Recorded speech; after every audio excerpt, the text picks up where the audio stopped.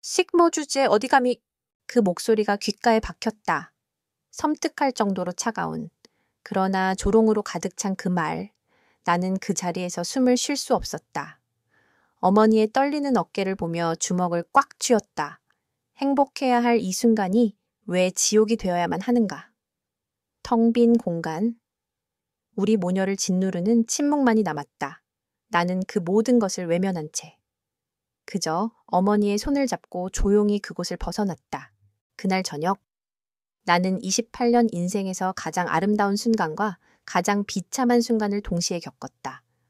아니, 정확히 말하자면 가장 비참한 순간이 오기불과 몇 시간 전, 나는 구름 위를 걷는 듯한 행복에 젖어 있었다. 그날은 유난히 노을이 붉게 타오르는 초여름 저녁이었다. 나는 검사 시험을 준비하는 고된 하루를 마치고 대학원 도서관을 나서는 길이었다. 3년째 내 곁을 지켜준 남자친구 재혁은 도서관 앞에서 나를 기다리고 있었다. 그의 채에 올라타자마자. 그는 내게 작은 종이 상자 하나를 건넸다. 무슨 영문인지 모른 채 상자를 열어보니 그 안에는 내가 평소 눈여겨보던 작고 소박한 은반지가 들어있었다. 세어연아, 우리 결혼하자. 재혁의 눈빛은 그 어느 때보다 진지했다. 나는 아무 말도 할 수 없었다. 내 눈에서는 이미 눈물이 흐르고 있었다. 수많은 날들 동안 내가 꿈꿔왔던 순간, 재혁은 나를 따뜻하게 안아주었고, 나는 그의 품에 안겨 한참을 울었다. 그 순간만큼은 세상에 우리 둘만 존재하는 것 같았다. 나의 모든 고단함과 불안이 그의 따뜻한 품 안에서 녹아내리는 듯했다. 나는 그날 밤 세상에서 가장 행복한 얼굴로 엄마 은에게 달려갔다. 엄마는 동네 골목 어귀에 있는 작은 국수집 은하국수를 운영하고 계셨다. 20평 남짓한 작은 가게였지만 엄마의 손맛은 이미 이 동네에서는 정평이 나 있었다. 퇴근 시간인지 손님들로 북적이는 가게 안에서 나는 엄마를 찾아 주방으로 들어갔다. 엄마 나왔어. 앞치마를 두른 엄마는 분주하게 국수를 삶고 계셨다. 뜨거운 김이 모락모락 피어오르는 주방 한가운데서 엄마는 환한 미소로 나를 맞아주셨다. 우리 딸, 오늘따라 얼굴이 환하네. 무슨 좋은 일이라도 있었니? 나는 엄마에게 재혁과의 결혼 소식을 전했다. 엄마의 얼굴에서는 기쁨이 교차했다. 기쁨과 동시에 왠지 모를 불안함이 스쳐 지나가는 것을 나는 보았다. 엄마는 25년 전 아빠가 사고로 돌아가신 후 홀로 나를 키우셨다. 작은 칼국수집을 운영하며 자신의 모든 것을 바쳐 나를 키우셨다. 나는 그런 엄마의 고단한 삶을 누구보다 잘 알고 있었다. 그래서 나는 엄마를 자랑스러워했다. 엄마는 내 인생의 전부이자 내가 힘든 순간마다 나를 일으켜 세워준 버팀목이었다. 재혁이네. 부모님은 어떤 분이셔? 좋은 분들이시겠지? 엄마의 목소리에는 걱정이 묻어 있었다. 나는 엄마의 손을 잡으며 말했다. 엄마, 걱정하지 마. 재혁이네 가족들 다 좋은 분들이야. 재혁이네는 엄마를 존경할 거야. 엄마의 따뜻한 국수처럼 엄마의 삶도 분명히 존경할 거야. 나는 엄마를 안심시켰다. 하지만 엄마의 표정은 여전히 불안해 보였다. 그날 밤, 나는 엄마와 함께 늦게까지 이야기를 나누었다. 엄마는 나의 결혼이 진심으로 기쁘다고 말씀하셨지만, 동시에 과연 재혁이네의 부모님이 나를 어떻게 생각하실까에 대한 불안감을 떨쳐내지 못하는 듯했다. 나는 그런 엄마를 보며 마음이 아팠다. 내 행복을 위해 엄마의 마음이 불안에 떠는 것을 보는 것은 나에게 큰 고통이었다. 며칠 후 재혁에게서 전화가 왔다. 재혁은 양가 상견례 자리를 마련하겠다며 장소와 시간을 알려주었다. 재혁은 자신의 가족들이 나를 무척 보고 싶어 한다고 말했다. 나는 그 말에 안도했다. 내가 믿고 있는 재혁의 가족이라면 분명 엄마의 따뜻한 마음을 알아줄 것이라고 믿었다. 상견례 당일 아침, 엄마는 평소와는 달리 유난히 일찍 일어나셨다.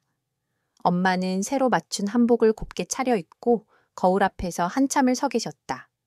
엄마의 얼굴에는 설렘과 동시에 옅은 불안감이 스쳐 지나가는 것을 보았다. 나는 그런 엄마의 손을 잡으며 말했다. 엄마, 엄마는 세상에서 가장 아름다워. 그리고 가장 멋진 엄마야. 그러니까 자신감을 가져. 재혁이네 가족들. 분명히 엄마를 좋아할 거야. 나는 엄마에게 용기를 주었다. 엄마는 나의 말에 환하게 웃으셨다. 우리는 함께 택시에 올라 재혁이 예약한 고급 한정식 집으로 향했다. 택시 안에서 나는 재혁에게서 온 메시지를 확인했다. 서연아, 긴장하지 말고 평소처럼만 해. 사랑해. 나는 그 메시지에 힘을 얻었다. 재혁의 사랑이 우리 엄마의 삶을 이해해주고 존중해줄 것이라고 믿었다. 하지만 그 믿음은 산산조각이 났다. 우리는 한정식 집의 룸으로 안내되었다. 룸 안에는 이미 재혁의 부모님과 재혁의 형이 앉아 있었다.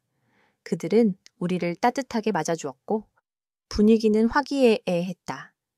재혁의 부모님은 나에게 우리 아들 잘 부탁한다며 덕담을 건넸고 재혁의 형 지훈도 우리 동생 여자 보는 눈은 진짜 좋은 것 같아 라며 농담을 던졌다. 나는 그들의 따뜻함에 안도했다. 바로 그때 룸 문이 열리고 재혁의 형수 유진이 들어왔다. 그녀는 화려한 명품 옷차림에 도도한 표정을 짓고 있었다. 그녀는 우리를 보자마자 차가운 미소를 지었다. 이게 무슨 조합이야? 그녀의 목소리는 조롱으로 가득했다. 나는 그녀의 말에 심장이 철렁 내려앉았다. 그녀는 엄마를 위아래로 훑어보더니 비웃는 듯한 미소를 지었다. 그녀의 눈빛은 마치 내가 겪었던 끔찍한 악몽의 한 장면처럼 느껴졌다. 나는 그 순간 우리가 상상했던 평화로운 상견례가 아닐 수도 있다는 불길한 예감을 느꼈다. 유진의 차가운 미소에 나는 온몸의 피가 차갑게 식는 것을 느꼈다. 심장이 불안하게 쿵쾅거렸다. 엄마는 내 옆에서 굳은 표정으로 서 계셨다. 새로 맞춘 연한 분홍빛 한복은 엄마의 단아한 얼굴과 잘 어울렸지만 그 안에는 왠지 모를 긴장감이 가득 차 있었다. 엄마는 애써 미소를 지으셨지만 그 미소는 금방이라도 부서질 것처럼 위태로워 보였다.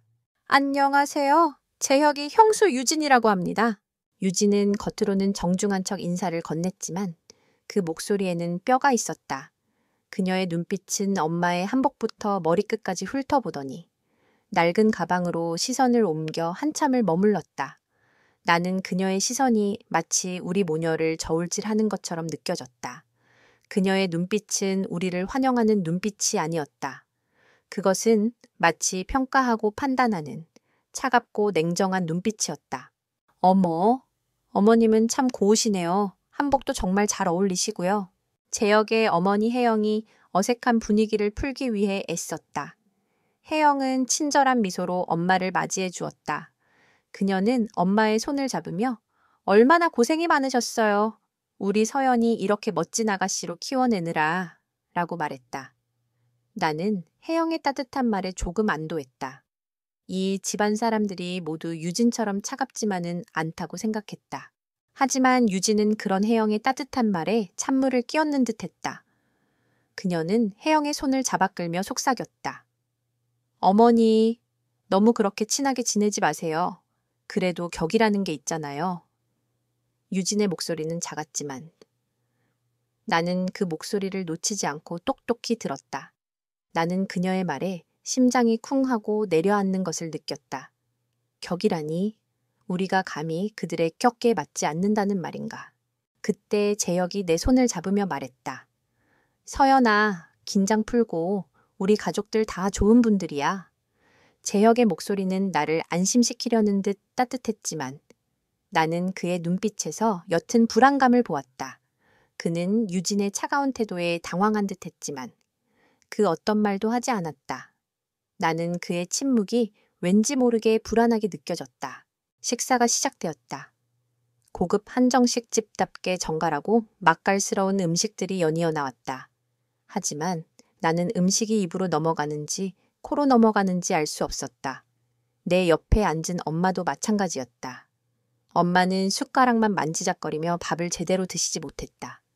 나는 그런 엄마의 모습을 보며 마음이 아팠다. 저기 어머님께서는 어떤 일을 하세요? 지훈이 어색한 분위기를 풀기 위해 엄마에게 질문을 던졌다. 엄마는 잠시 망설이시다가 작은 국수집을 하고 있습니다. 라고 조심스럽게 대답하셨다. 지우는 아, 그렇군요. 대단하시네요. 자영업이 쉽지 않으실 텐데 라며 따뜻한 말을 건넸다. 나는 지훈의 친절한 말에 다시 한번 안도했다. 하지만 유진은 그런 지훈의 말에 불쾌한 표정을 지었다.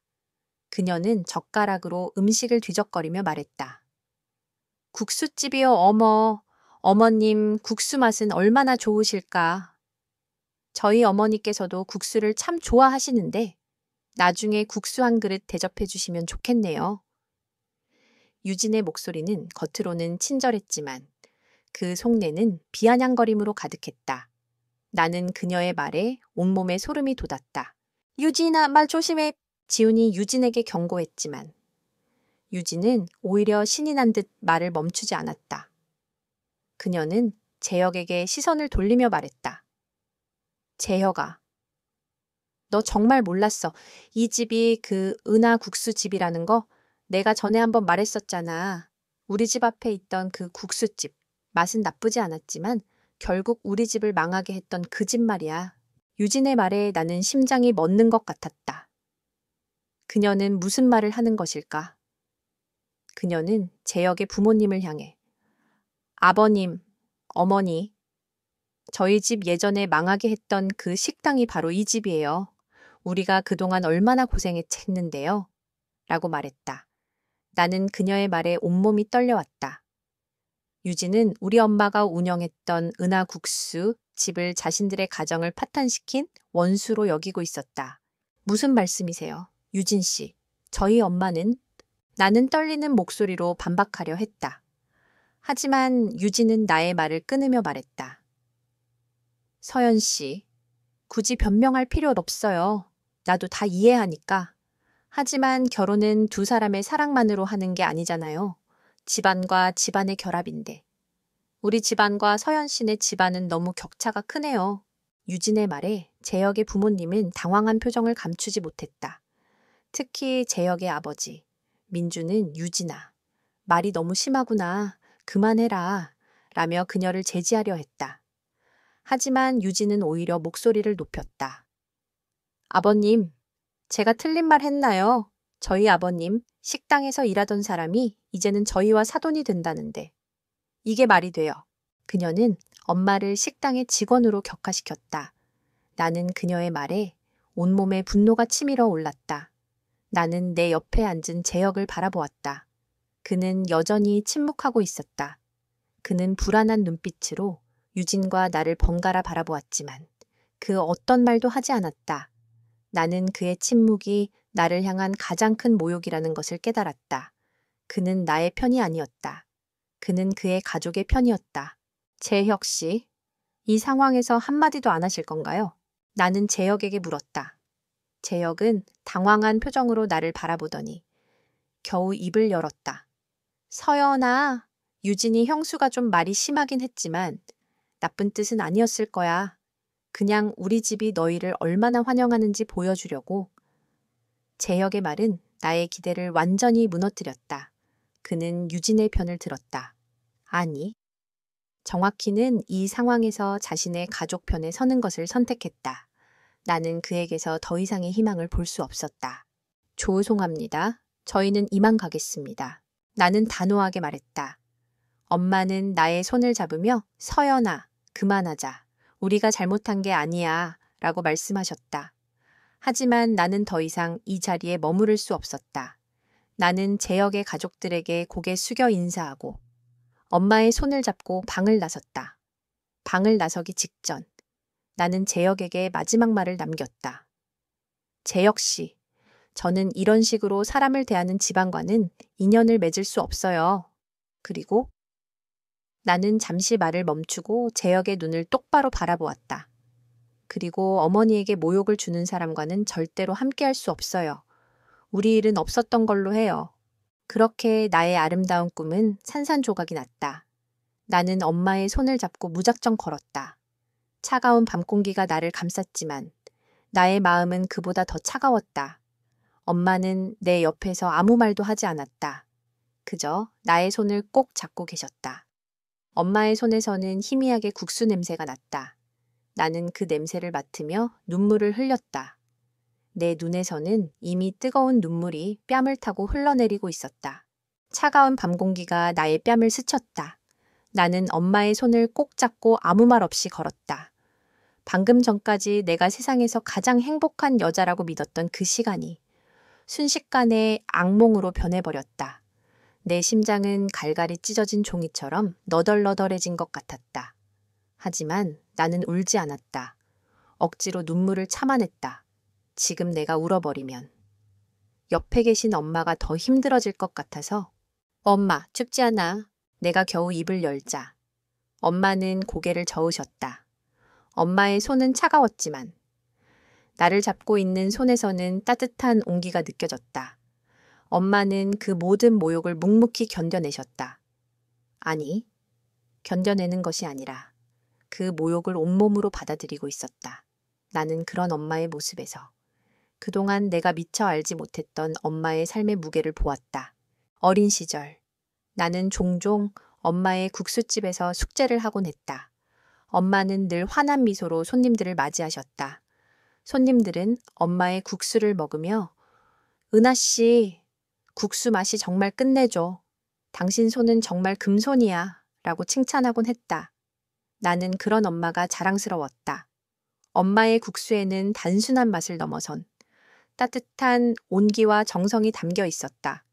엄마는 요리를 단순히 생계수단으로 여기지 않았다. 그것은 엄마의 삶이자 자부심이었다. 하지만 유진은 그런 엄마의 삶을 한마디로 짓밟아 버렸다. 식모 주제에 어디 감히. 결국 주방장이라고 해봤자 우리 집 직원이라는 거 아니야. 유진의 목소리는 칼날처럼 날카로웠다.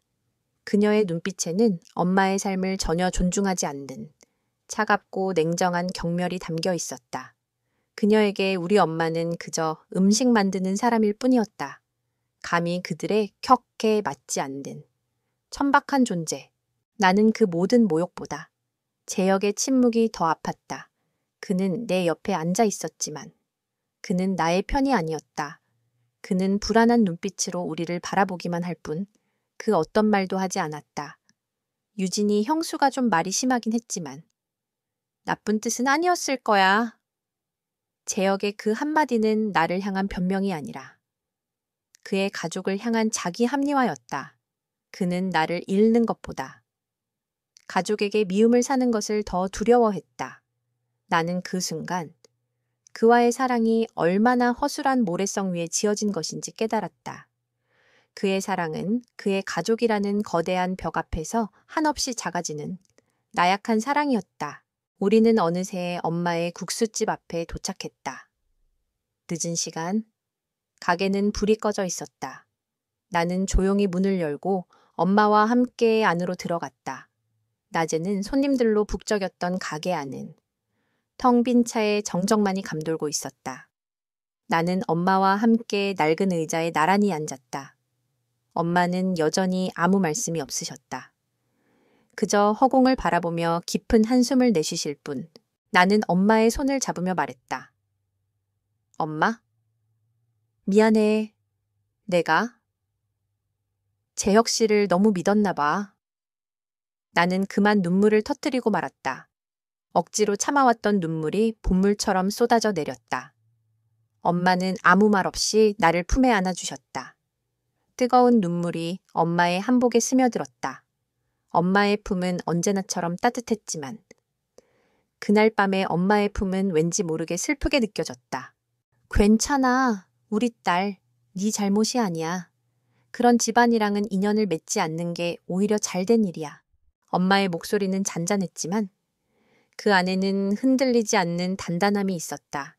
나는 엄마의 말에 더욱 서럽게 울었다. 엄마는 나의 등을 토닥여 주셨다. 엄마의 손길은 마치 괜찮다, 괜찮다고 말해주는 것 같았다. 그날 밤, 나는 엄마와 함께 밤을 새웠다. 우리는 말없이 서로를 바라보며 지난 세월 동안 우리가 겪었던 모든 고난들을 떠올렸다. 어린 시절. 엄마는 낡은 트럭을 끌고 시장에 가서 재료를 사오셨다. 새벽부터 일어나 국물을 끓이시고 나는 그런 엄마의 옆에서 잠이 들곤 했다. 엄마는 그 모든 고단함을 이겨내고 나를 이만큼 키워내셨다. 그리고 나는 그런 엄마의 희생을 잊은 채 그저 나의 행복만을 좇았다. 나는 엄마에게 말했다.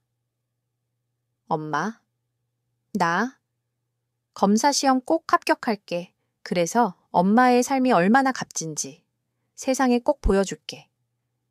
나의 목소리에는 그 어떤 주저함도 없었다. 그것은 복수심이 아니었다. 그것은 정의감이었다. 엄마의 땀과 희생이 얼마나 값진 것인지 세상에 보여주겠다는 굳은 다짐이었다. 엄마는 나의 말에 환하게 웃으셨다. 우리 딸, 엄마는 네가 검사가 되지 않아도 괜찮아. 네가 행복하기만 하면 돼. 엄마의 말은 나를 더욱 울게 만들었다. 하지만 나는 결심했다. 나는 더 이상 엄마의 삶을 세상의 시선에 맡겨두지 않을 것이다. 나는 내 힘으로 엄마의 삶을 지켜낼 것이다. 그날 이후 나의 삶은 완전히 달라졌다. 나는 더 이상 재혁에게서 오는 전화도 문자도 받지 않았다. 나는 그와의 모든 인연을 끊어냈다. 나는 오직 검사 시험에만 매진했다.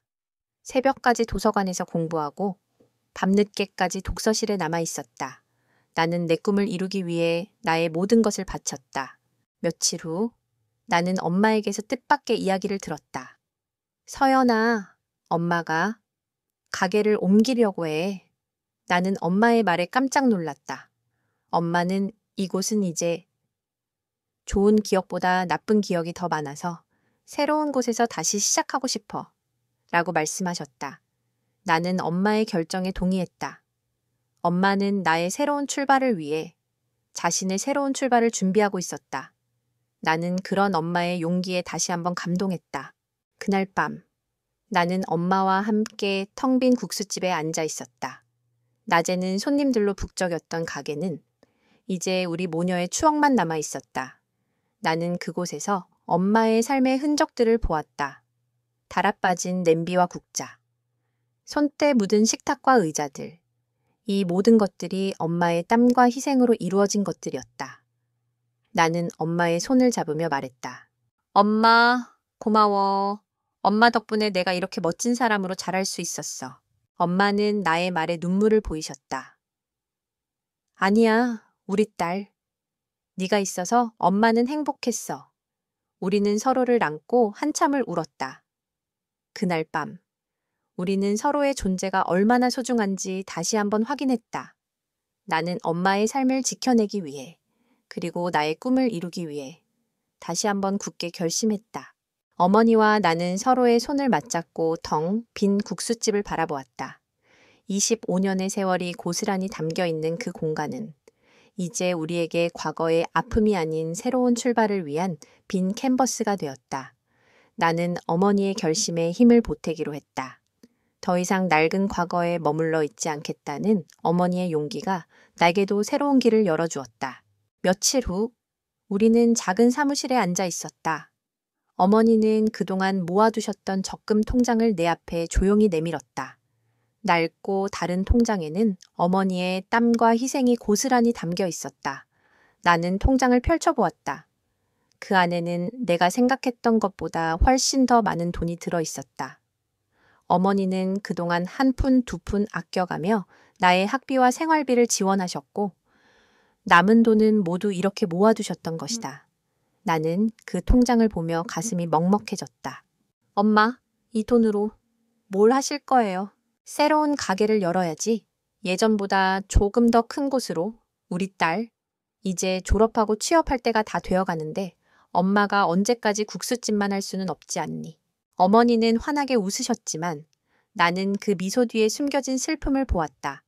어머니는 상견례 자리에서 들었던 그 모욕을 아직도 잊지 못하고 계셨다. 하지만 어머니는 그 아픔을 밖으로 드러내지 않고 오히려 그것을 새로운 시작의 에너지로 삼고 있었다. 나는 그런 어머니의 강인함에 다시 한번 감동했다. 우리는 함께 새로운 가게 자리를 알아보러 다녔다. 작은 골목에 위치한 낡은 국수집과는 달리 우리는 대로변에 위치한 번듯한 상가를 찾았다. 한 달 후 우리는 낡은 상가를 계약했다. 통유리로 된 깔끔한 외관에 내부는 텅 비어 있었다. 어머니는 그 텅 빈 공간을 바라보며 깊은 생각에 잠겼다. 나는 어머니의 옆에 서서 그 공간을 함께 바라보았다. 텅 빈 공간은 우리에게 무한한 가능성을 보여주는 것 같았다. 엄마, 여기서는 어떤 음식을 만드실 거예요? 나의 질문에 어머니는 환하게 웃으셨다.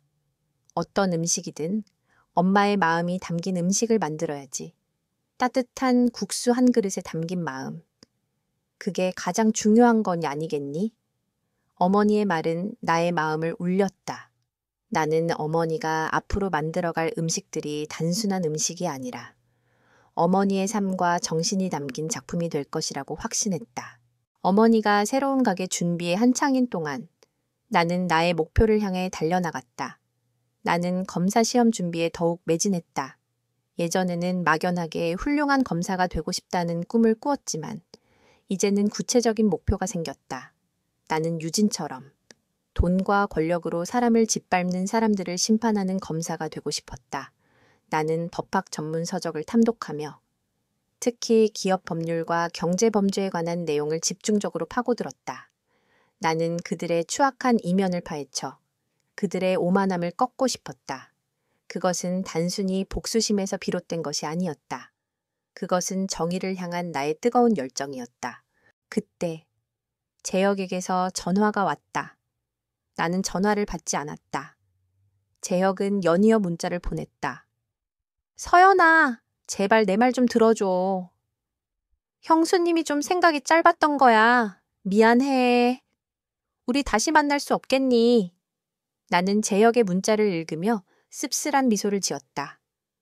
그는 여전히 그날의 일이 왜 그렇게 나를 화나게 했는지 이해하지 못하고 있었다. 그는 단지 형수님이 좀 생각이 짧았다고만 생각했다.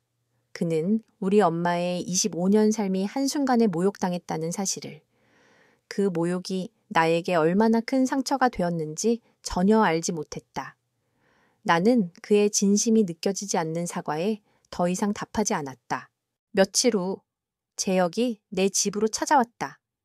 나는 재혁을 문전박대했다. 서연아, 제발 나에게 기회를 줘. 재혁의 목소리는 절망적이었다. 나는 재혁에게 단호하게 말했다.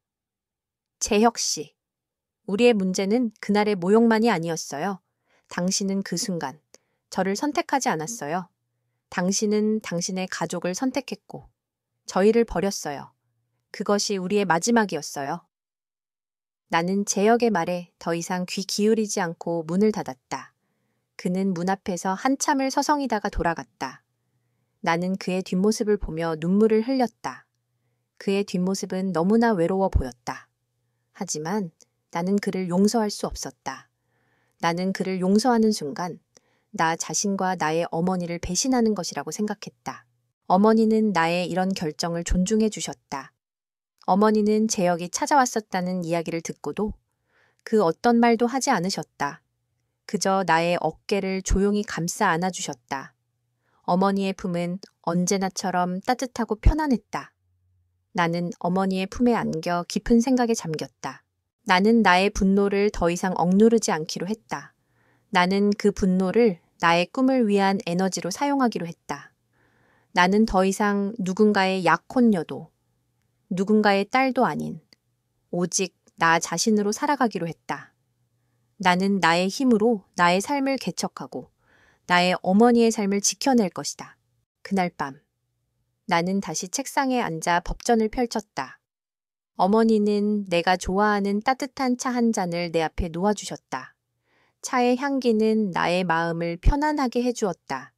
나는 차를 한 모금 마시고 다시 책에 시선을 고정했다. 나는 나의 꿈을 향해 한 걸음 한 걸음 나아가고 있었다. 나는 이 모든 것을 이겨내고 나의 삶을 스스로 만들어갈 것이다. 나는 내가 선택한 길을 후회하지 않을 것이다. 어머니와 나는 서로의 손을 맞잡고 텅 빈 국수집을 바라보았다. 25년의 세월이 고스란히 담겨 있는 그 공간은 이제 우리에게 과거의 아픔이 아닌 새로운 출발을 위한 빈 캔버스가 되었다. 나는 어머니의 결심에 힘을 보태기로 했다. 더 이상 낡은 과거에 머물러 있지 않겠다는 어머니의 용기가 나에게도 새로운 길을 열어주었다. 며칠 후 우리는 작은 사무실에 앉아 있었다. 어머니는 그동안 모아두셨던 적금 통장을 내 앞에 조용히 내밀었다.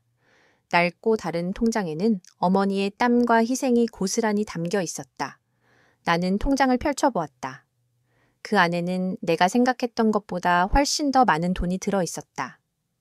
어머니는 그동안 한 푼 두 푼 아껴가며 나의 학비와 생활비를 지원하셨고 남은 돈은 모두 이렇게 모아두셨던 것이다. 나는 그 통장을 보며 가슴이 먹먹해졌다. 엄마, 이 돈으로 뭘 하실 거예요? 새로운 가게를 열어야지. 예전보다 조금 더 큰 곳으로. 우리 딸, 이제 졸업하고 취업할 때가 다 되어가는데 엄마가 언제까지 국수집만 할 수는 없지 않니? 어머니는 환하게 웃으셨지만 나는 그 미소 뒤에 숨겨진 슬픔을 보았다.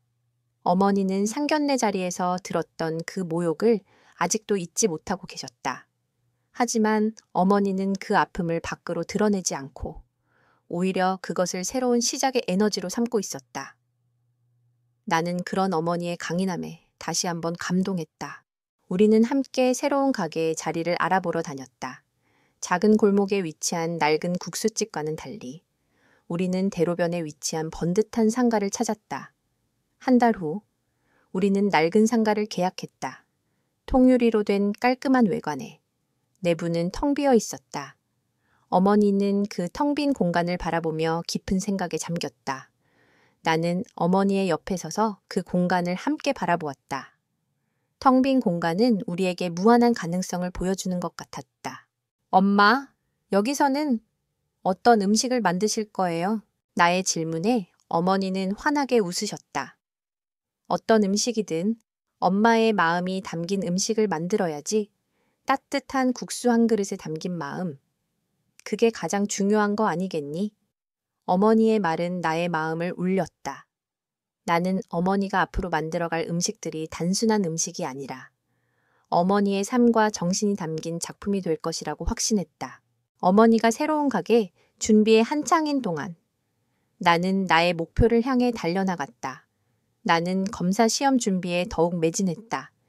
예전에는 막연하게 훌륭한 검사가 되고 싶다는 꿈을 꾸었지만 이제는 구체적인 목표가 생겼다. 나는 유진처럼 돈과 권력으로 사람을 짓밟는 사람들을 심판하는 검사가 되고 싶었다. 나는 법학 전문 서적을 탐독하며 특히 기업 법률과 경제 범죄에 관한 내용을 집중적으로 파고들었다. 나는 그들의 추악한 이면을 파헤쳐 그들의 오만함을 꺾고 싶었다. 그것은 단순히 복수심에서 비롯된 것이 아니었다. 그것은 정의를 향한 나의 뜨거운 열정이었다. 그때 재혁에게서 전화가 왔다. 나는 전화를 받지 않았다. 재혁은 연이어 문자를 보냈다. 서연아, 제발 내 말 좀 들어줘. 형수님이 좀 생각이 짧았던 거야. 미안해. 우리 다시 만날 수 없겠니? 나는 재혁의 문자를 읽으며 씁쓸한 미소를 지었다. 그는 여전히 그날의 일이 왜 그렇게 나를 화나게 했는지 이해하지 못하고 있었다. 그는 단지 형수님이 좀 생각이 짧았다고만 생각했다. 그는 우리 엄마의 25년 삶이 한순간에 모욕당했다는 사실을, 그 모욕이 내게 얼마나 큰 상처가 되었는지 전혀 알지 못했다. 나는 그의 진심이 느껴지지 않는 사과에 더 이상 답하지 않았다. 며칠 후 재혁이 내 집으로 찾아왔다. 나는 재혁을 문전박대했다. 서연아, 제발 나에게 기회를 줘. 재혁의 목소리는 절망적이었다. 나는 재혁에게 단호하게 말했다. 재혁 씨, 우리의 문제는 그날의 모욕만이 아니었어요. 당신은 그 순간 저를 선택하지 않았어요. 당신은 당신의 가족을 선택했고 저희를 버렸어요. 그것이 우리의 마지막이었어요. 나는 재혁의 말에 더 이상 귀 기울이지 않고 문을 닫았다. 그는 문 앞에서 한참을 서성이다가 돌아갔다. 나는 그의 뒷모습을 보며 눈물을 흘렸다. 그의 뒷모습은 너무나 외로워 보였다. 하지만 나는 그를 용서할 수 없었다. 나는 그를 용서하는 순간 나 자신과 나의 어머니를 배신하는 것이라고 생각했다. 어머니는 나의 이런 결정을 존중해 주셨다. 어머니는 재혁이 찾아왔었다는 이야기를 듣고도 그 어떤 말도 하지 않으셨다. 그저 나의 어깨를 조용히 감싸 안아주셨다. 어머니의 품은 언제나처럼 따뜻하고 편안했다. 나는 어머니의 품에 안겨 깊은 생각에 잠겼다. 나는 나의 분노를 더 이상 억누르지 않기로 했다. 나는 그 분노를 나의 꿈을 위한 에너지로 사용하기로 했다. 나는 더 이상 누군가의 약혼녀도 누군가의 딸도 아닌 오직 나 자신으로 살아가기로 했다. 나는 나의 힘으로 나의 삶을 개척하고 나의 어머니의 삶을 지켜낼 것이다. 그날 밤 나는 다시 책상에 앉아 법전을 펼쳤다. 어머니는 내가 좋아하는 따뜻한 차 한 잔을 내 앞에 놓아주셨다. 차의 향기는 나의 마음을 편안하게 해주었다. 나는 차를 한 모금 마시고 다시 책에 시선을 고정했다. 나는 나의 꿈을 향해 한 걸음 한 걸음 나아가고 있었다. 나는 이 모든 것을 이겨내고 나의 삶을 스스로 만들어갈 것이다. 나는 내가 선택한 길을 후회하지 않을 것이다. 어머니와 나는 각자의 자리에서 새로운 삶을 시작했다. 어머니는 오랜 고민 끝에 국수명가라는 이름으로 새로운 가게를 열었다. 기존의 낡은 국수집과는 완전히 다른 통유리로 된 모던하고 깔끔한 인테리어를 갖춘 곳이었다. 메뉴도 단순한 칼국수에서 벗어나 전통적인 맛을 현대적으로 재해석한 다양한 국수 요리를 선보였다. 어머니는 25년 동안 쌓아온 내공과 노하우를 모두 쏟아부어 하나의 국수 요리를 하나의 예술작품처럼 만들어냈다. 엄마, 정말 멋져. 이 국수에서는 엄마의 따뜻한 마음이 느껴져. 개업식 날, 나는 어머니가 새로 개발한 들깨크림 국수를 맛보며 말했다. 고소한 들깨와 부드러운 크림이 어우러진 맛은 내가 평생 먹어온 엄마의 국수 맛과는 또 다른 감동을 주었다. 어머니는 나의 말에 환하게 웃으셨다. 그 미소에는 지난 세월의 아픔을 이겨낸 사람만이 가질 수 있는 당당함이 묻어 있었다. 국수 명가는 금세 입소문을 탔다. 손님들은 이런 국수 맛은 처음이다. 음식에서 정성이 느껴진다며 칭찬을 아끼지 않았다. 특히 젊은 층 사이에서는 인생국수라 불리며 SNS에서 큰 화제가 되었다. 어머니는 새벽부터 밤늦게까지 분주하게 일했지만 그 얼굴에는 언제나 행복한 미소가 가득했다. 나는 그런 어머니를 보며 마음속 깊은 곳에서부터 차오르는 뿌듯함을 느꼈다. 어머니는 유진이 말했던 식모가 아니었다. 어머니는 누구도 흉내낼 수 없는 자신만의 예술을 창조해내는 진정한 장인이었다. 같은 시각, 유진이 운영하는 프랜차이즈 레스토랑 테이블유는 심각한 경영난에 허덕이고 있었다. 유진은 화려한 인테리어와 마케팅에만 집중했을 뿐 음식의 본질인 맛과 질에는 소홀했다. 원가 절감을 이유로 저렴한 식자재를 사용했고 레시피도 표준화된 공장식 조리법을 따랐다. 손님들은 테이블유의 화려한 겉모습에 실망하고 텅 빈 맛에 불만을 표출했다. 매출이 왜 이 모양이야? 직원들은 대체 뭘 하는 거야? 유진은 매일같이 직원들을 닥달했다. 그녀의 사무실은 항상 날선 비난과 고함으로 가득 차 있었다. 그녀는 자신의 실패를 인정하지 않고 모든 책임을 직원들에게 돌렸다. 그녀의 오만함과 독선은 날이 갈수록 심해졌다. 여보, 요즘 당신 하는 일 때문에 아버지가 걱정이 많으셔. 어느 날 저녁, 지훈이 조심스럽게 유진에게 말했다. 지훈은 재혁의 형이자 유진의 남편이었다. 그는 상견례 자리 이후로 유진의 오만함과 무책임함에 지쳐가고 있었다. 오빠, 지금 그게 나한테 할 소리야. 당신은 나를 위로해주지는 못할 망정. 나를 탓하기만 하는 거야. 유진은 지훈의 말에 화를 냈다. 그녀는 자신의 실패를 인정하기 싫었다. 그녀에게는 테이블유의 성공이 자신의 능력과 가치를 증명하는 유일한 수단이었기 때문이다. 그녀는 식모의 딸에게 졌다는 사실을 인정할 수 없었다. 그녀는 오로지 성공만을 쫓았고 그 과정에서 음식의 본질과 사람의 가치를 모두 잃어버렸다. 재혁은 가끔 내게 전화를 걸어왔다. 나는 그의 전화를 받지 않았지만 그의 음성 메시지는 나의 휴대폰에 계속 쌓여갔다. 서연아, 미안해. 내가 그때 너무 바보 같았어. 우리 가족이 요즘 힘들어. 형수님 레스토랑 때문에. 재혁의 음성 메시지는 나의 마음을 흔들었지만 나는 그의 진심을 믿을 수 없었다. 그의 사과는 여전히 자기 합리화에 불과했다. 그는 자신의 가족이 위기에 처했을 때 비로소 나의 소중함을 깨달은 것이었다. 나는 그의 이기적인 사랑에 더 이상 상처받고 싶지 않았다. 나는 나의 길을 가기로 결심했다. 나는 도서관에서 밤샘 공부를 하며 검사 시험에 매진했다.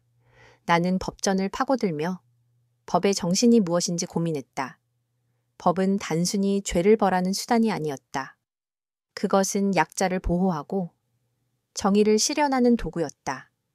나는 내가 검사가 되어 유진과 같은 사람들의 오만함을 꺾고 어머니와 같은 사람들의 삶을 지켜내고 싶었다. 어머니는 내가 힘들 때마다 따뜻한 국수를 끓여주셨다. 어머니의 국수에는 멸치 육수처럼 시원하고 진한 사랑이 담겨 있었다. 나는 어머니의 국수를 먹으며 힘을 냈다. 어머니의 국수, 한 그릇에는 내가 이 세상에 존재해야 하는 이유가 담겨 있었다. 어느 날 저녁, 나는 어머니의 가게에서 늦게까지 공부를 하고 있었다. 그때 어머니의 가게에 한 손님이 들어왔다. 그는 재혁의 아버지, 민준이었다. 나는 깜짝 놀라 숨을 죽였다. 민준은 어머니의 국수를 맛보며 이런 국수 맛은 처음입니다. 정말 대단하시네요. 라고 말했다. 그의 목소리에는 진심 어린 종영이 담겨 있었다. 민준은 국수를 다 먹고 나서 어머니에게 조심스럽게 물었다. 혹시 따님은 잘 지내고 있습니까? 어머니는 잠시 망설이시다가 네, 잘 지내고 있습니다. 곧 좋은 소식이 있을 것 같습니다. 라고 대답하셨다. 민주는 어머니의 말에 안도한 표정을 지었다. 그는 자리에서 일어나 어머니에게 정중하게 고개 숙여 인사했다. 그때 정말 죄송했습니다. 제가 너무 생각이 짧았습니다. 나는 민준의 사과에 마음이 조금은 풀렸다. 그는 유진과는 달랐다. 그는 최소한 자신의 잘못을 인정할 줄 아는 사람이었다. 하지만 나는 그들의 사과를 받아들일 수 없었다. 이미 내 마음속에 너무나 깊은 상처가 남았기 때문이었다. 나는 그들의 사과가 내게 아무런 의미가 없다는 것을 깨달았다. 나는 그저 나의 길을 묵묵히 걸어갈 뿐이었다. 나의 삶은 다시금 치열한 전장으로 변했다. 어머니가 국수명가를 통해 음식의 본질을 지켜나가실 때 나는 법정과 씨름하며 정의의 본질을 찾아 헤맸다. 새벽까지 이어지는 공부에 몸은 지쳐갔지만 나의 마음속에는 불꽃이 타오르고 있었다. 그 불꽃은 단순히 복수심이 아니었다. 그것은 어머니의 땀과 희생이 헛되지 않았음을 증명하겠다는, 그리고 유진처럼 오만함으로 타인의 삶을 짓밟는 이들에게 법의 심판이 얼마나 준엄한지 보여주겠다는 뜨거운 열정이었다. 어머니는 그런 나의 곁을 묵묵히 지켜주셨다. 밤늦게까지 공부하는 나를 위해 어머니는 따뜻한 국물을 끓여오시곤 했다. 서연아, 국물이라도 좀 먹고 해. 어머니의 목소리는 언제나 부드럽고 따뜻했다. 나는 어머니가 끓여주신 국물을 한 그릇 비우고 나면 다시 책에 집중할 수 있는 힘을 얻었다. 어머니의 국수 한 그릇에는 어머니의 사랑과 믿음이 담겨 있었다. 나는 어머니의 사랑을 먹고 나의 꿈을 키워나갔다. 그렇게 쉼없이 달려온 지 1년여의 시간이 흘렀다. 초여름의 어느 날, 검사 임용시험 최종 발표가 있던 날이었다. 나는 떨리는 손으로 노트북을 켰다. 합격자 명단에 나의 이름이 올라와 있는 것을 확인한 순간 나는 아무 말도 할 수 없었다. 오직 뜨거운 눈물만이 뺨을 타고 흘러내렸다. 나는 그 자리에서 한참을 울었다. 기쁨과 동시에 그동안의 모든 고통과 좌절이 한꺼번에 밀려왔다. 엄마, 나 합격했어, 엄마. 나는 울먹이며 어머니에게 전화했다. 어머니는 나의 목소리를 듣고 한참 동안 아무 말도 하지 못하셨다. 그리고 이내 우리 딸 정말 고생했어. 정말 고생 많았어. 라며 흐느끼셨다. 나는 어머니의 울음소리를 듣고 더욱 서럽게 울었다. 우리의 눈물은 기쁨의 눈물인 동시에 상처와 아픔을 치유하는 눈물이었다. 우리는 서로의 존재가 얼마나 소중한지 다시 한번 깨달았다. 어머니는 그날 저녁 가게의 문을 일찍 닫으셨다. 그리고는 나를 위해 특별히 맛있는 국수를 끓여주셨다. 어머니는 내가 가장 좋아하는 들깨크림 국수를 정성스럽게 만들어주셨다. 나는 어머니의 국수를 먹으며 내가 여기까지 올 수 있었던 모든 순간들을 떠올렸다. 아버지의 부재, 어머니의 고단한 삶, 그리고 상견례 자리에서 받았던 모욕까지 이 모든 것들이 나를 더 강하게 만들었다. 하지만 운명의 장난은 여기서 끝나지 않았다. 내가 검사 임용 시험에 합격하고 얼마 지나지 않아 유진이 운영하는 프랜차이즈 레스토랑 테이블유에서 대형 식중독 사고가 터졌다. 뉴스에서는 연일 테이블유의 위생 불량과 값싼 식자재 사용에 대해 보도했다. 한때 화려한 겉모습으로 젊은 층을 사로잡았던 테이블유는 순식간에 추락했다. 테이블유 식중독 사고 발생, 집단 소송 조짐, 테이블유 원가 절감 위에 유통기한 지난 식자재 사용 의혹, 검찰 수사 착수. 나는 뉴스를 보며 충격을 금할 수 없었다. 그들의 오만함이 결국 그들의 발목을 잡은 것이다. 유진은 화려한 마케팅과 거칠애에만 신경 썼을 뿐 음식의 본질인 안전과 위생을 소홀히 했다. 나는 그들의 추락을 보며 씁쓸한 미소를 지었다. 복수는 이렇게 허무한 방식으로 다가오는 것이구나. 생각했다. 사건이 터진 후 재혁에게서 다시 전화가 왔다. 이번에는 나의 휴대폰에 수십 통의 부재중 전화가 찍혔다. 그의 메시지 내용은 예전과는 달랐다. 서연아, 우리 형수님 회사 때문에 큰일 났어. 서연아, 제발 나 좀 도와줘. 검사가 될 너라면 우리를 도와줄 수 있지 않겠니? 그의 목소리는 절망으로 가득 차 있었다. 나는 그의 절망적인 목소리에 연민을 느꼈지만 전화를 받지 않았다. 나는 더 이상 그의 이기적인 연민에 흔들리고 싶지 않았다. 나는 검찰청에 임용된 후 첫 번째 사건을 배정받았다. 나의 상관인 박 부장검사님은 나에게 하나의 사건 파일을 건네주셨다. 서연 검사.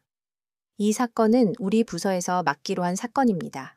신임 검사지만 이 사건을 담당해 주셨으면 좋겠어요. 나는 박 부장검사님의 말에 고개를 끄덕였다. 나는 사건 파일을 펼쳤다. 사건 파일의 제목은 테이블유 식중독, 사고 및 횡령 의혹. 나는 사건 파일을 읽어 내려가다 피의자 목록에서 익숙한 이름을 발견했다. 유진과 지훈. 그들의 이름이 나의 눈에 들어온 순간 나의 심장은 쿵 하고 내려앉는 것 같았다. 나의 손은 떨려왔다. 이것은 우연일까? 아니면 운명의 장난일까? 나는 사건 파일을 덮었다. 그리고 창밖을 바라보았다. 창밖으로는 차가운 비가 내리고 있었다. 나의 마음속에도 차가운 비가 내리는 것 같았다. 나는 이 사건을 담당할 수 있을까? 나는 이 사건을 객관적으로 해결할 수 있을까? 나의 마음은 복수심과 정의감 사이에서 혼란스러웠다. 나는 이 모든 것을 이겨내고 진정한 검사로 거듭날 수 있을까? 나는 나의 힘으로 이 모든 것을 헤쳐나가야만 했다. 나는 그 모든 것을 이겨내고 나의 길을 묵묵히 걸어갈 것이다. 나는 책상 위에 놓인 사건 파일을 물끄러미 바라보았다. 테이블유 식중독 사고 및 횡령 의혹. 나는 그 파일을 펼치지 않은 채 한참을 앉아 있었다. 나의 심장은 쿵쾅거렸다.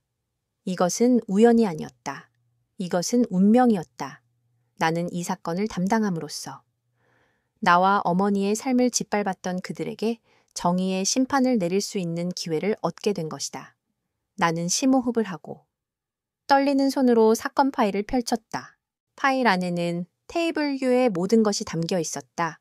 재무제표, 식자재 납품 계약서, 위생 검사 기록, 그리고 직원들의 진술서. 나는 밤낮 없이 파일을 파고들었다. 나는 그들의 추악한 이면을 낱낱이 파헤쳤다. 파일 속에는 유진의 오만함과 탐욕이 고스란히 드러나 있었다.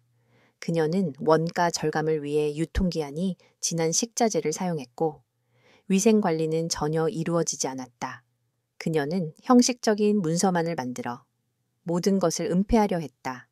나는 그녀의 범죄 행각을 쫓으며 나의 분노를 정의를 위한 에너지로 바꾸었다. 서연 검사님, 피해자 유진, 지훈 씨가 도착했습니다. 수사관의 말에 나는 자리에서 일어났다. 드디어 그들과 마주할 시간이 온 것이다. 나는 거울을 보았다. 거울 속에는 냉철하고 단호한 표정의 내가 서 있었다.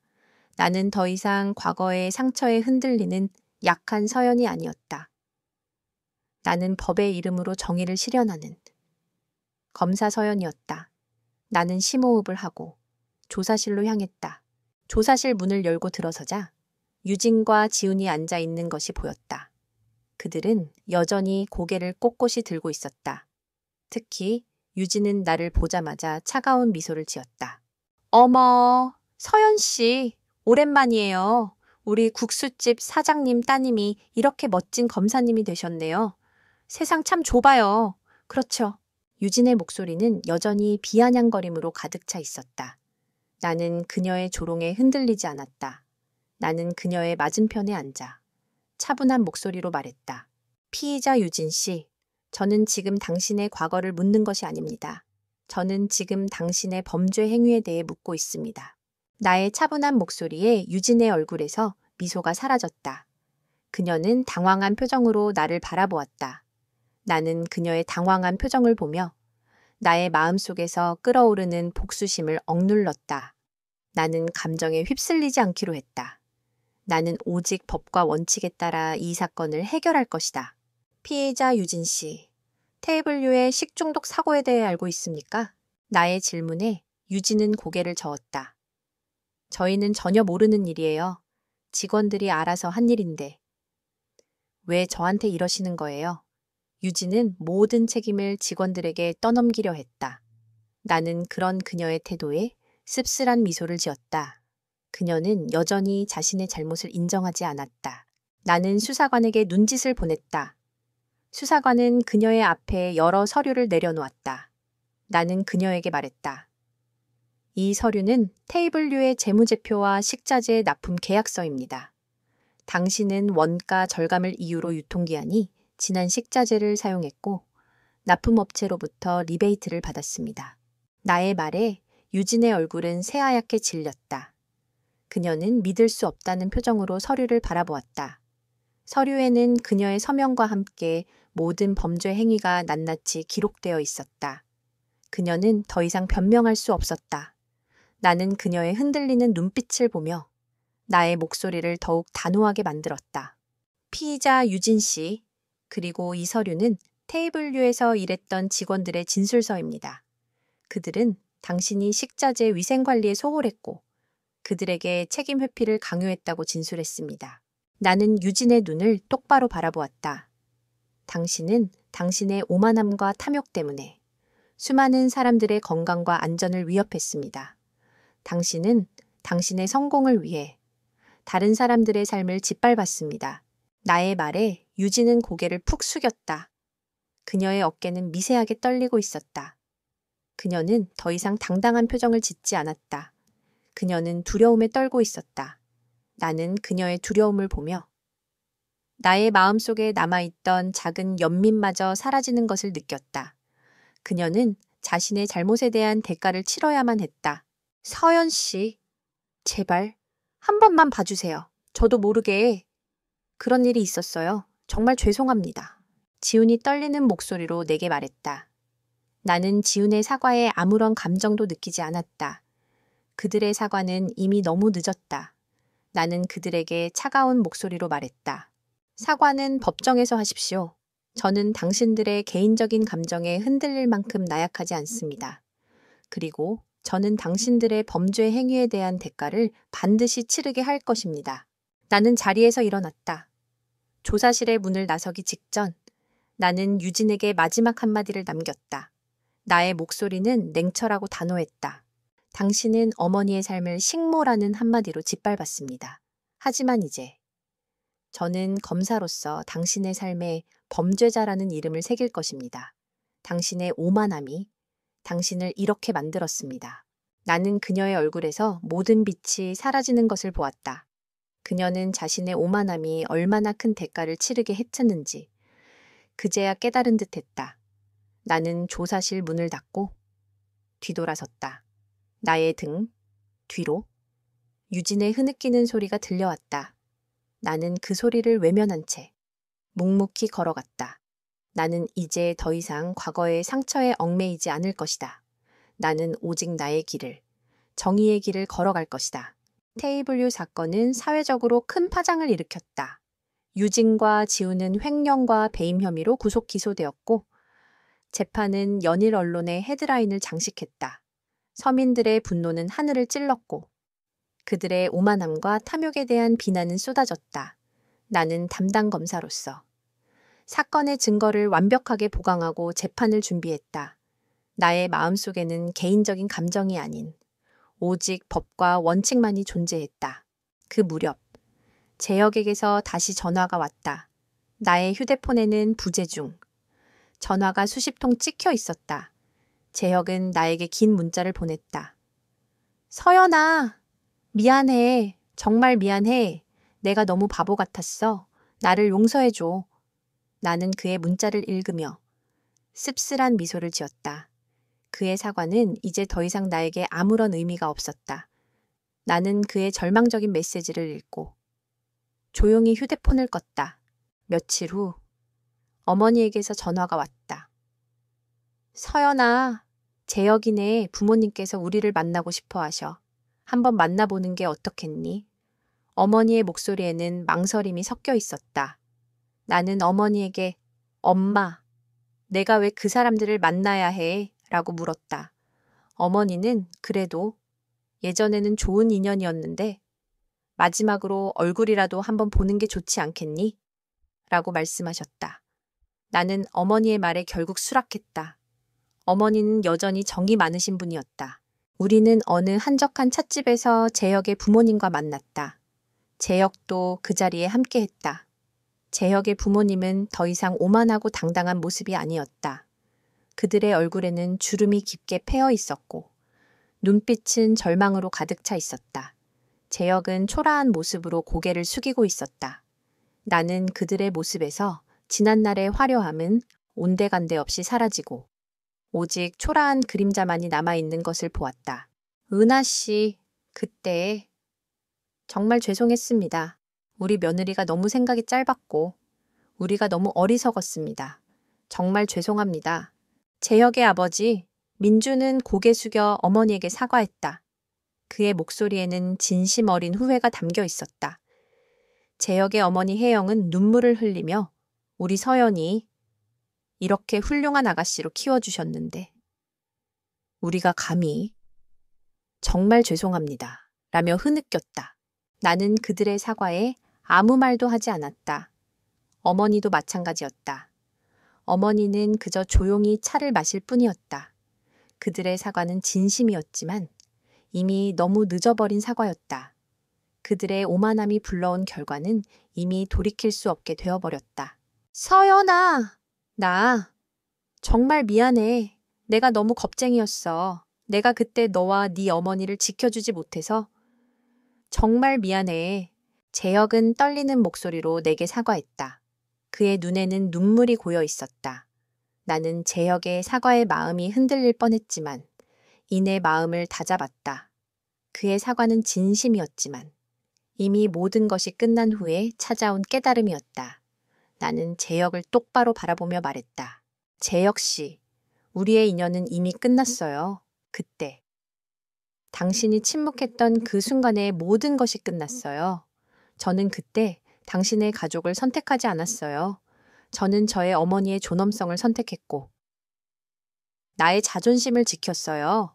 당신은 그 순간 저를 선택하지 않았어요. 당신은 당신의 가족을 선택했어요. 그래서 우리는 이제 아무 사이도 아니에요. 나의 말에 재혁의 얼굴에서 모든 빛이 사라졌다. 그는 고개를 푹 숙이고 아무 말도 하지 못했다. 나는 그들의 사과를 받아들였지만 용서는 하지 않았다. 나는 그들에게 차가운 목소리로 말했다. 그리고 유진 씨와 지훈 씨의 재판은 계속될 것입니다. 저는 담당 검사로서 법과 원칙에 따라 이 사건을 처리할 것입니다. 그들에게 어떠한 선처도 없을 것입니다. 그것이 제가 할 수 있는 유일한 일입니다. 나의 말에 재혁의 부모님은 절망적인 표정을 지었다. 그들은 자신들의 잘못이 얼마나 큰 대가를 치르게 했었는지 그제야 깨달은 듯했다. 나는 자리에서 일어났다. 어머니도 나의 손을 잡고 조용히 자리에서 일어났다. 우리는 그들에게 마지막 인사를 하고 찻집을 나섰다. 찻집을 나선 후 어머니는 나의 손을 꼭 잡고 말씀하셨다. 우리 딸, 정말 장하다. 엄마는 네가 자랑스러워. 어머니의 눈에서는 눈물이 흐르고 있었다. 나는 어머니의 눈물을 닦아주며 말했다. 엄마, 울지 마. 이제 우리는 행복할 일만 남았잖아. 우리는 서로를 안고 한참을 울었다. 우리의 눈물은 이제 더 이상 슬픔의 눈물이 아니었다. 그것은 지난날의 아픔을 치유하고 새로운 삶을 시작하는 기쁨의 눈물이었다. 우리는 서로의 존재가 얼마나 소중한지 다시 한번 깨달았다.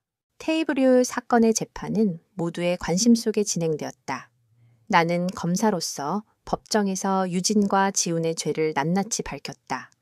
그들의 오만함과 탐욕이 어떻게 사람들의 건강과 안전을 위협했는지, 그들의 범죄 행위가 어떻게 수많은 사람들의 삶을 망가뜨렸는지 나는 명확하고 단호한 목소리로 증언했다. 유진과 지훈은 법정에서 자신의 죄를 인정했고 재판은 결국 그들의 유죄 판결로 마무리되었다. 그들은 자신들의 죄에 합당한 형벌을 받게 되었다. 나는 그들의 유죄 판결을 들으며 가슴속에서 끓어오르던 뜨거운 감정이 차갑게 식어내리는 것을 느꼈다. 그것은 통쾌함이나 기쁨이 아니었다. 그것은 지난날의 아픔과 상처가 치유되는 과정에서 오는 잔잔한 평화였다. 나는 그들의 추락을 보며 복수를 이루었다고 생각하지 않았다. 나는 단지 법의 이름으로 정의를 실현했을 뿐이었다. 나는 나의 임무를 완수했고 이제는 나의 삶으로 돌아갈 시간이었다. 재판이 끝난 후 나는 검사로서의 새로운 삶에 적응하기 시작했다. 나는 초심을 잃지 않고 매일매일 더 나은 검사가 되기 위해 노력했다. 나의 삶은 바쁘고 고단했지만 나의 마음은 평화로웠다.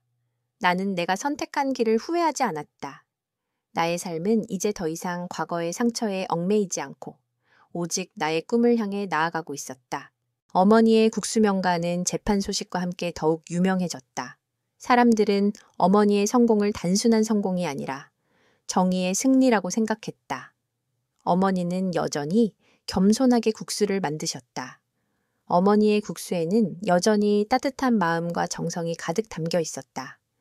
어머니는 손님들에게 음식은 정성으로 만드는 것입니다. 좋은 음식을 만들면 손님들은 언제나 찾아와 주십니다. 라고 말씀하셨다. 어머니는 유진처럼 화려한 겉모습에 신경 쓰지 않았다. 어머니는 오직 음식의 본질에만 집중했다. 나는 그런 어머니를 보며 어머니의 삶이 얼마나 값지고 위대한지 다시 한번 깨달았다. 어느 날 저녁, 나는 퇴근길에 어머니의 가게에 들렀다. 어머니는 내가 오기를 기다리고 계셨다. 어머니는 내가 가장 좋아하는 들깨크림 국수를 끓여주셨다. 나는 어머니의 국수를 먹으며 그동안 있었던 일들에 대해 이야기를 나누었다.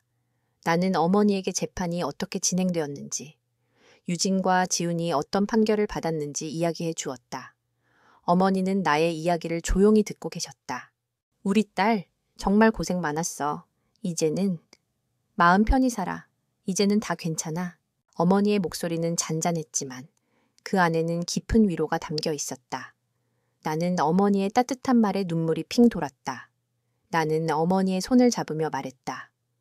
엄마, 고마워. 엄마가 옆에 있어서 내가 이 모든 것을 이겨낼 수 있었어. 어머니는 나의 손을 꼭 잡고 따뜻하게 웃으셨다. 며칠 후 나는 재혁에게서 한 통의 편지를 받았다. 편지는 한 통의 종이봉투에 담겨 있었다. 나는 잠시 망설이다가 편지 봉투를 뜯었다. 편지 안에는 재혁의 진심이 담겨 있었다. 서연아, 정말 미안했어. 내가 그때 얼마나 바보 같았는지 이제야 깨달았어. 너와 네 어머니의 삶이 얼마나 값진 것인지 이제야 알게 되었어. 너는 나보다 훨씬 더 훌륭한 사람이야. 너와 네 어머니의 행복을 항상 응원할게. 나는 재혁의 편지를 읽으며 마음속에 남아있던 작은 미련마저 사라지는 것을 느꼈다. 그의 사과는 이제 더 이상 내게 아무런 의미가 없었다. 나는 그를 용서했지만 우리의 인연은 이미 끝났다. 나는 그의 편지를 조용히 접어 서랍 깊숙한 곳에 넣어두었다. 그것은 나의 과거에 대한 마지막 작별 인사였다. 나는 더 이상 과거에 얽매이지 않고 오직 나의 미래만을 바라보기로 했다. 그날 밤 나는 창밖을 바라보았다. 창밖으로는 고요한 밤하늘에 별들이 반짝이고 있었다. 나는 나의 옆에 앉아 있는 어머니를 바라보았다. 어머니는 환하게 웃으셨다. 나는 어머니의 손을 잡고 나의 새로운 삶을 시작하기로 다짐했다. 나는 이제 더 이상 누군가의 약혼녀도 누군가의 딸도 아닌 오직 나 자신으로 살아가기로 했다. 나는 나의 힘으로 나의 삶을 개척하고 나의 어머니의 삶을 지켜낼 것이다. 어머니의 국수명가는 이제 이 동네의 명소로 자리 잡았다. 점심시간이면 문 밖까지 손님들이 줄을 서서 기다릴 만큼 큰 성공을 거두었다. 하지만 어머니는 여전히 초심을 잃지 않았다. 어머니는 화려한 성공에 들뜨기보다 한 그릇의 국수에 모든 정성을 쏟았다. 어머니에게 요리는 생계수단이 아니라 사람들에게 따뜻한 위로를 전하는 가장 소중한 수단이었다. 어머니의 국수에는 어머니의 따뜻한 마음이 담겨 있었고 사람들은 그 마음을 먹으러 오는 것이었다. 나 또한 검사로서의 삶에 완벽하게 적응했다. 나는 한때에 유진과 같은 사람들을 심판하겠다는 복수심으로 검사가 되려고 했지만 이제는 정의를 실현하고 약자를 보호하겠다는 사명감으로 일했다. 나는 내가 내린 모든 결정에 대해 책임감을 느꼈고 나의 모든 행동이 누군가의 삶에 영향을 미칠 수 있다는 사실을 잊지 않으려 노력했다. 나는 내가 선택한 길에 대해 단 한 번도 후회한 적이 없었다. 나의 삶은 이제 더 이상 과거의 상처에 얽매이지 않고 오직 나의 꿈을 향해 나아가고 있었다. 어느 늦은 저녁, 나는 퇴근길에 어머니의 가게에 들렀다. 손님들이 모두 돌아간 가게 안에는 어머니와 나, 그리고 잔잔한 음악만이 흘렀다. 어머니는 내가 오기를 기다렸다는 듯 조용히 주방으로 들어가셨다. 그리고는 들깨 크림 국수 2그릇을 내 앞에 놓아주셨다. 고소한 들깨 향이 코끝을 간지럽혔다. 우리는 마주 앉아 국수를 먹었다. 그날 우리는 아무 말도 하지 않았다. 그저 서로의 얼굴을 바라보며 따뜻한 미소를 지을 뿐이었다. 우리의 눈빛에는 지난날의 아픔과 고통, 그리고 이 모든 것을 이겨낸 사람만이 가질 수 있는 깊은 평화가 담겨 있었다. 나는 국수 한 젓가락을 들어 입에 넣었다. 국수에서는 어머니의 사랑과 따뜻함이 느껴졌다. 나는 어머니의 손을 잡으며 말했다. 엄마, 이제 우리는 행복할 일만 남았네. 나의 목소리는 울먹였지만 그 안에는 슬픔이 아닌 기쁨이 가득했다. 어머니는 나의 손을 꼭 잡고 눈물을 흘리셨다. 어머니의 눈물은 이제 더 이상 슬픔의 눈물이 아니었다. 그것은 지난날의 모든 고통을 이겨내고 새로운 삶을 시작하는 기쁨의 눈물이었다. 어머니는 내게 말씀하셨다. 서연아, 엄마는 네가 세상에서 가장 행복한 사람이 되었으면 좋겠어. 엄마는 네가 어떤 길을 선택하든 항상 너를 응원하고 믿을 거야. 어머니의 말은 나의 마음속 깊은 곳까지 울렸다. 나는 어머니의 품에 안겨 한참을 울었다. 나는 어머니의 따뜻한 품 안에서 나의 모든 상처와 아픔이 치유되는 것을 느꼈다. 나는 이제 더 이상 과거의 서연이 아니었다. 나는 어머니의 딸 서연이자 당당한 검사 서연이었다. 나는 나의 힘으로 나의 삶을 개척했고 나의 어머니의 삶을 지켜냈다. 나는 더 이상 누군가의 인정이나 사랑에 목매지 않았다. 나는 오직 나 자신을 사랑하고 나의 삶을 존중했다. 나의 삶은 이제 더 이상 타인의 시선에 의해 흔들리지 않았다. 나는 창밖을 바라보았다. 창밖에는 고요한 밤하늘에 별들이 반짝이고 있었다.